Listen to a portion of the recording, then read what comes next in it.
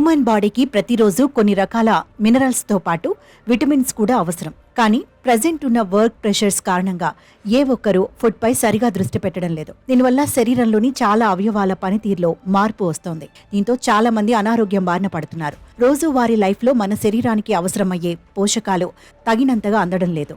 ముఖ్యంగా మనం తినే ఫుడ్లో శరీరానికి ఖచ్చితంగా అందాల్సినవి కొన్ని ఉంటాయి.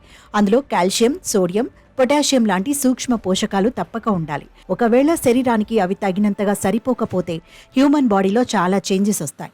చాలా అవయవాలు సరిగా పనిచేయక ఎన్నో దీర్ఘకాలిక వ్యాధులు కూడా సంభవిస్తాయి. అయితే సూక్ష్మ పోషకాల్లో ఒకటైన సోడియం మన శరీరంలో తగ్గితే ఆ ప్రభావం మెదడుపై ఖచ్చితంగా ఉంటుందని ఎక్స్పర్ట్స్ చెబుతున్నారు.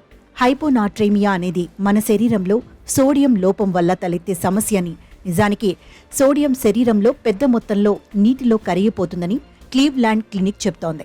ఈ కారణం వల్ల చాలా మంది కోమాలోకి వెళ్లే అవకాశం ఉందని హెచ్చరిస్తోంది. సోడియం లోపం వల్ల ఎలాంటి కారణం లేకుండానే వాంతులు, తలనొప్పి, కండరాల ఒత్తిడి ఉంటుందని నిపుణులు కూడా చెబుతున్నారు. అయితే శరీరంలో సోడియం లోపం ఉండకుండా సోడియం ఎక్కువగా ఉండే ఆహార పదార్థాలను తీసుకోవాలని నిపుణులు చెబుతున్నారు. ముఖ్యంగా కూరగాయలు, పండ్ల రసాలు తీసుకోవాలని, ప్యాక్ చేసిన జ్యూస్ లాంటి పదార్థాలను తీసుకోవద్దని అంటున్నారు.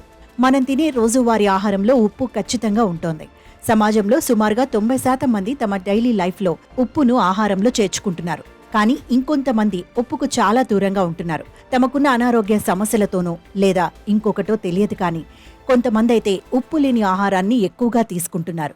న్యాచురోపతి వైద్యుల సలహా మేరకు రీసెంట్గా కొంతమంది కంప్లీట్గా తమ ఆహార అలవాట్లు మార్చుకున్నారు.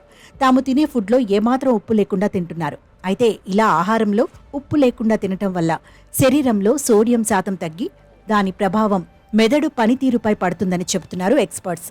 అయితే ఎవరైనా ప్రతిరోజు 5 గ్రాముల కంటే తక్కువ సోడియం ఆహారం ద్వారా తీసుకోవటం ఆరోగ్యానికి మంచిదని, కానీ 5 గ్రాముల కంటే ఎక్కువ సోడియం తీసుకుంటే శరీరానికి హాని చేస్తుందని WHO సూచిస్తుంది.